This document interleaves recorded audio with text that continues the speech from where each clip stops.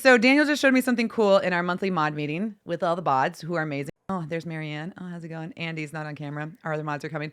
But Marianne lost her window. Let me drop you in here, Marianne. She lost her Zoom window. She's like, how do I find it? Daniel, talk me through this. I've lost my Zoom window. What do I do? Happens a lot. If it happens more than often than not, super simple. Just go to that little blue button that says hide window. Click it Okay. once and then click it again to show it, and then boom, your Ecamm for Zoom window will appear. And for those Stream Deck users, there's also a Stream Deck button that allows you to hide and show that as well. So it can be a little bit confusing to navigate all the different windows and panels, and sometimes it goes to a different display, and sometimes it just doesn't show up. That will make it work. Thanks, Daniel.